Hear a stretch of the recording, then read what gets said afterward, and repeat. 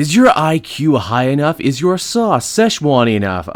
Something pickle Rick. Yeah, okay, I got nothing, guys. Today we're actually taking a look at Rick and Morty versus Dungeons & Dragons 2 Painscape issue number 1. So, without further ado, let's hop right on in, shall we? Alrighty then, so I had actually covered issue 1 of Rick and Morty versus Dungeons & Dragons 1 back in the day, and I really loved it. It was one of those peanut butter and chocolate style concepts where two great tastes taste great together. The sequel takes place not long after the conclusion of that storyline, with the Smith family being brought much closer together by their mutual love of Dungeons & Dragons, and they don't seem to be the only one who's fallen in love with the tabletop RPG. In fact, everyone on Earth has come down with a case of D&D fever so far, not just the regular resurgence of the game thanks to stuff like Critical Role and Stranger Things. There's whole Sports Center style shows devoted to breaking down the game as it happens, and even the small hobby shop from all the way back in the beginning of this series has become a huge mall unto itself now. Everyone is happy with this, well, except for Rick himself, because Rick is never happy with anything. He also thinks there's something truly underhanded and sinister about all of this. And I mean, you know, he is usually right about these kinds of things. Rick decides to run some tests by forcibly taking some of Morty's blood, and yep, right there's a major D&D plague affecting everyone. Why, it would seem people's cells are actually morphing into little D20s, which, much like a planet on the cob, can't be good for anybody.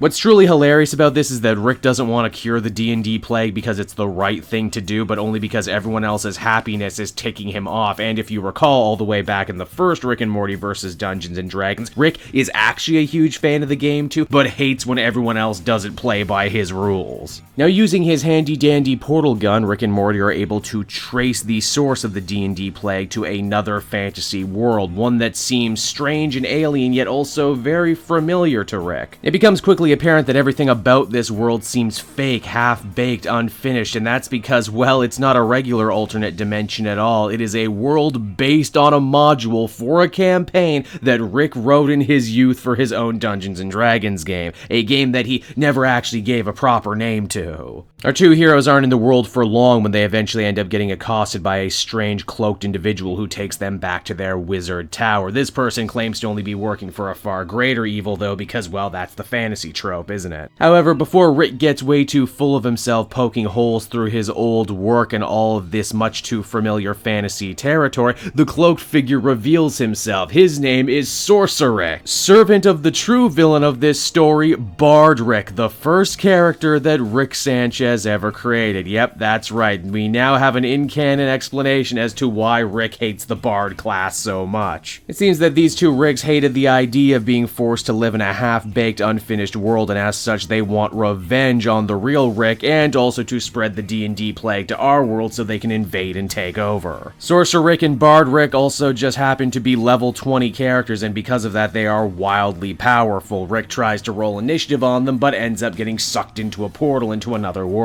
Morty ends up getting grabbed, and the bad guys use Rick's portal gun to open up a doorway to the Smith family garage, scaring the crap out of Summer and everyone else in the process as they begin their invasion. But hey, where did Rick get sent off to? Why didn't the bad guys just kill him when they had the chance? The answer might surprise you, and that is they have sent Rick to the Tomb of Horrors, aka probably the most famous, deadly, party-killingest dungeon in all of Dungeons & Dragons lore, and Rick is there without his portal gun or any of his gadgets to help him out as the comic comes to a close. And so that was Rick and Morty versus Dungeons & Dragons 2 Painscape issue number 1, and I gotta say, I really enjoyed this one. In hindsight, the first Rick and Morty D&D story was, you know, kinda straightforward, a basic what if the characters from the show you like ended up in the game you like. Here, though, Zub really expands on the concept in interesting ways, while also taking time to make a lot of really clever, really funny observations about just how popular Dungeons & Dragons has gotten in the last couple of years as a cultural phenomenon. One of the clever things about this story, and something that Zub actually does a good job wringing comedic juice from, is the idea that Rick is himself something of a gatekeepy player when it comes to Dungeons & Dragons. And now all of his sins are coming back to bite him in a really funny kind of way. Overall, if you liked the original Dungeons & Dragons Rick and Morty story, you're gonna like this one too, because it's a lot of the same, but it might actually be a little nerdier with some more deep cuts in it too.